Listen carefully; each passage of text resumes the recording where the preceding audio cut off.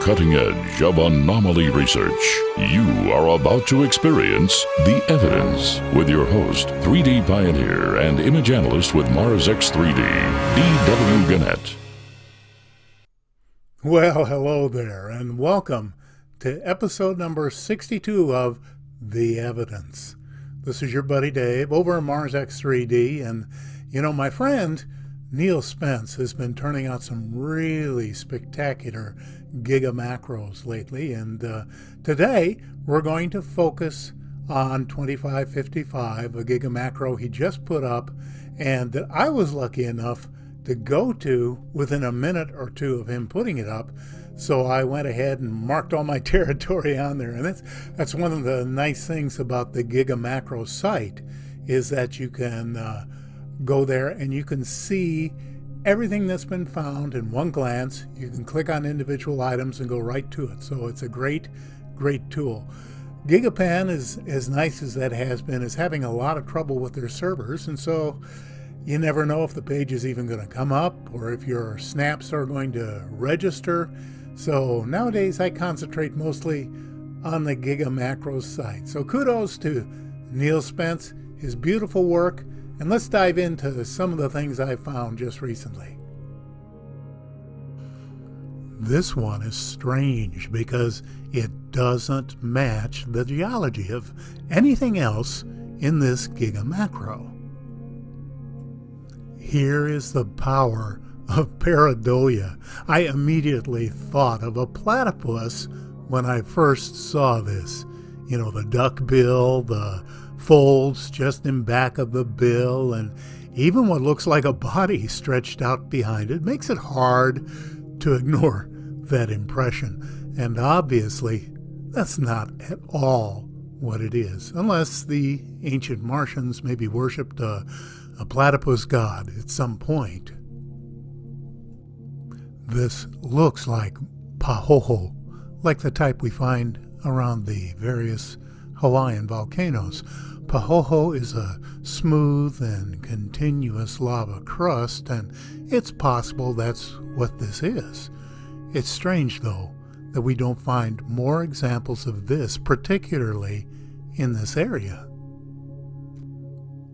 I'm not doing a context view for this assortment of what I think are assorted mechanical objects. Now, that's the beauty of the Gigamacro format. You just follow the link and you'll see all my selections right there for you to zoom in on wherever they are on the pan.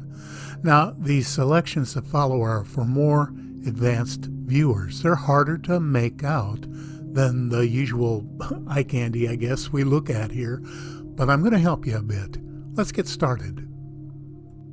This one is least impressive of the ones you're about to see, but it's still worth looking at. Is this erosion? It certainly could be, but when you see some of the other anomalies with the same type of general look, it moves beyond geological context, like this next one, for example.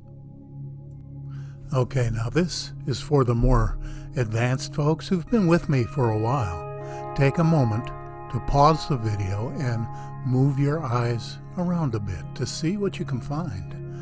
Now I'm going to highlight the areas of interest a couple of times so you get a better idea of what exactly is in front of you. This entire thing is some kind of a mechanical ruin, in my opinion. Now, I'm going to circle several items of interest. I'll bet most of you have already found them. Up on the left, a machined block of something, probably metal, that seems to be part of the underlying structure. In the middle and on the side of whatever this is, 3 prongs sticking out, kind of like one of those old foosball games. Then on the right, see the question mark tubing and the other tubing in that area? There's a lot more here than these examples, but you get the idea. To me, these look like corroded metallic structures.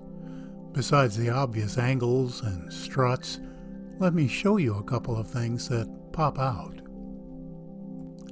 Did you notice this sphere on top of the circular plate? How about this rectangular piece that looks like a chicken gang plank?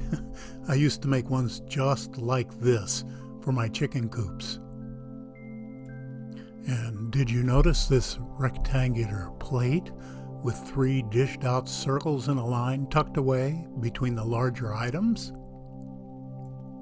Or what about this thing? Looks like a cable drum to me, or the winding part of a winch. Again, there's a lot more in this image than just those more obvious ones. The point is, it's a good thing to concentrate your focus when observing anomalies. X3D viewing seems to be tailor-made for that purpose. There always seem to be little surprises scattered around. Here's another one that might be easy to pass over because of its complexity. I'm going to highlight again so you get an idea of what's there.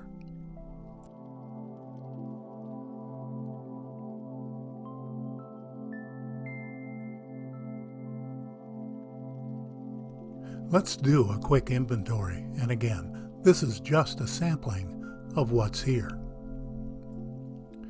To me, these seem to be obvious machining marks. I don't know whether this thing is a strut, a wall, or maybe a housing for the machine. Did you notice these 2 concentric circles, one above another? In fact, that entire arm is bent and sticking out from the rest of whatever this is. And what about this nicely shaped mechanical finger with that little ball on the end? In fact, the whole assembly looks like a 4-fingered hand, and I can't help thinking about an industrial robot when I look at this.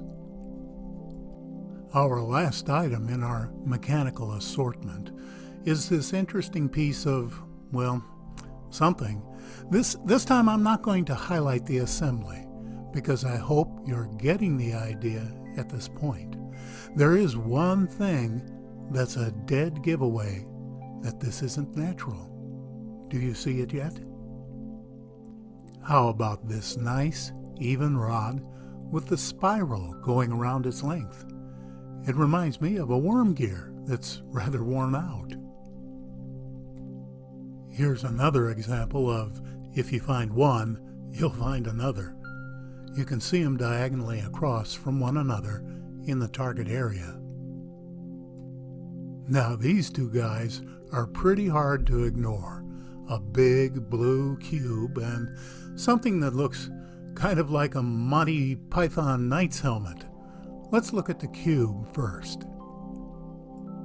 This one's in pretty good shape considering the tumbling and erosion that it's been through.